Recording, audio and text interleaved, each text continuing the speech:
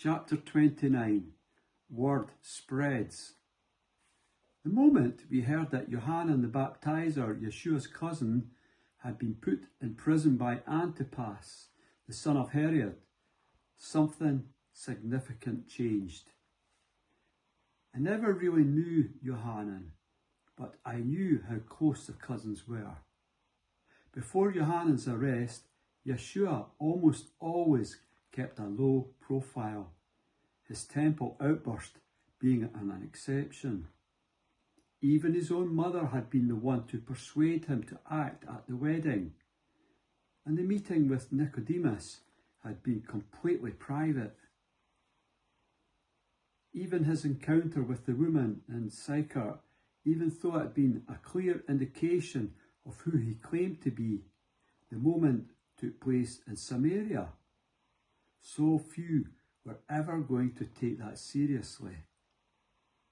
But after Yohanan was imprisoned for speaking out against Antipas' infidelities, that was the moment when something shifted in Yeshua.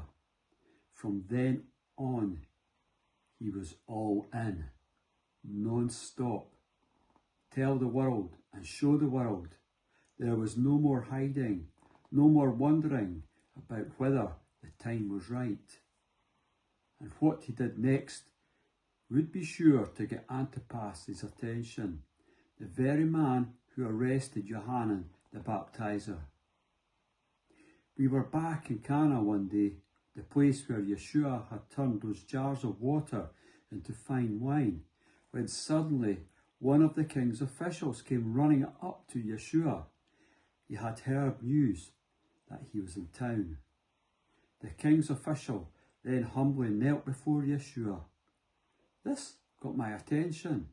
There are not many times you see a royal official kneeling in front of a poor builder's turned travelling teacher from Nazareth. But then again, I had got used to the unexpected with Yeshua. The royal official begged him to come at once to his home, saying his son was dying. I admired his courage and faith in Yeshua, especially with the crowds watching on, but the official looked desperate. I was intrigued how Yeshua would respond, but he simply turned and started walking away. I could see a mix of fatigue and exasperation on his face. Then Yeshua spoke back to the official and to all the people of Cana listening. Unless you people are dazzled by a miracle, you refuse to believe. But the official simply ignored the rebuke and kept pleading for his help. Come, he begged. It's life or death for my son. Yeshua paused, but this time there was no dismissal, no turning and walking away. There was just a look. The same look I had seen in Samaria, when it seemed as though Yeshua was holding the pain, fear and sorrow of this broken world upon his own shoulders. Then Yeshua leaned in close, dropped his head and smiled. He placed a hand on the man's shoulder. Go home, he said. Your son lives. The official didn't wait a beat. He turned and he ran, leaving us standing there, surrounded by a few curious onlookers. Gradually, they disappeared too, leaving Yeshua and us to ourselves once more. We decided to stay nearby, and we spent the rest of the day eating and relaxing.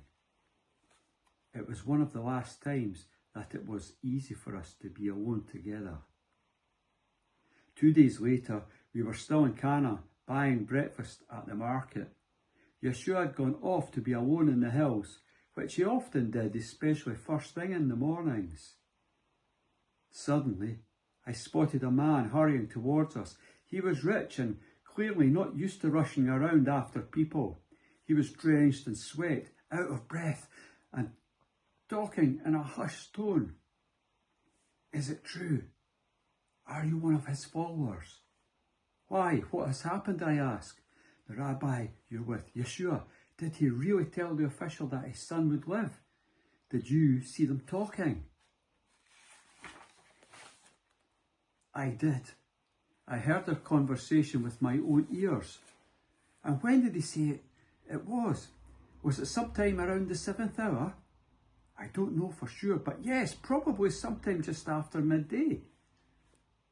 Astounding, said the man, mopping the sweat from his face.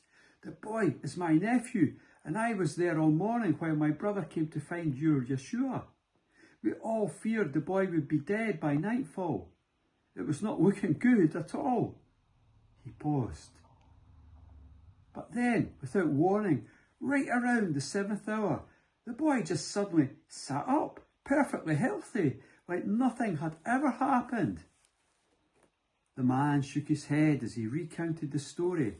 Quite remarkable, he added, remarkable. We talked for a little longer.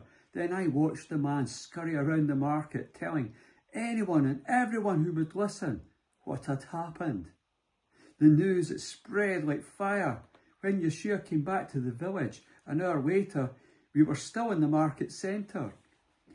As he wandered over towards us, every face turned to look at him. The place went silent. Without any introduction or explanation, Yeshua started speaking to everyone in a loud voice with authority. The time has come. Nobody moved. Nobody spoke. The kingdom of God has come near. All eyes were locked on him. Change your hearts and your lives and believe. And that was it. From that moment on, everything started to change. And everywhere we went, people followed.